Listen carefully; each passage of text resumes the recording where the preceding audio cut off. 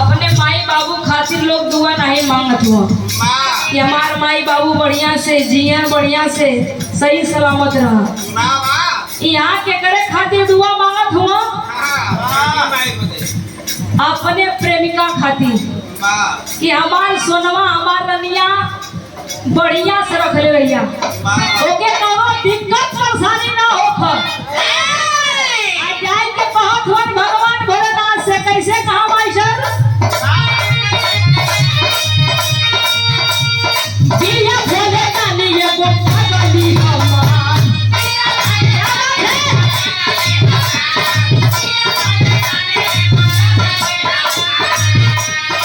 हमारो से बेसी करे हम से प्यार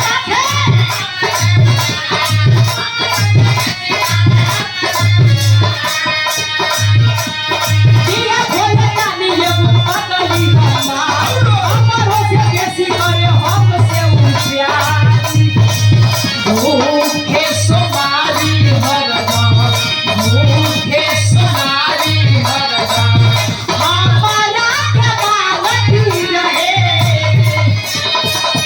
देईदा शिशिया ये बाबा सोनवा सलामत रहे देईदा शिशिया ये बाबा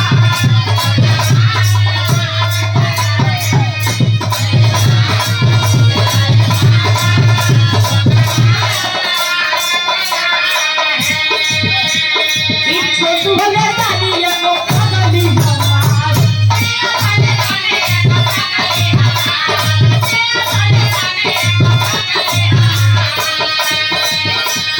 हमारो से बेसी करे हम से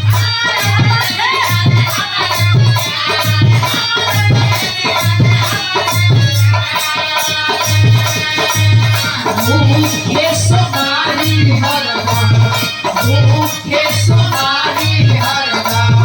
हमारा के बावती रहे बाबा हो बेटा शिशिया ये बाबा सदमा सलामत रहे बेटा शिशिया ये बाबा सदमा सलामत रहे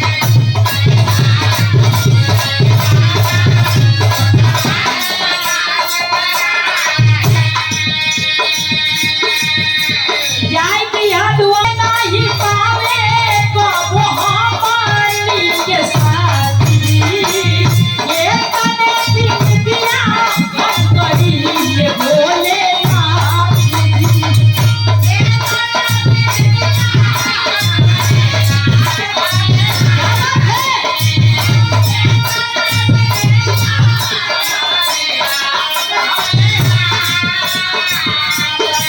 बानी हो रही जोड़ा बनौले रह ओकरे चेहरा पे खुशी सजौले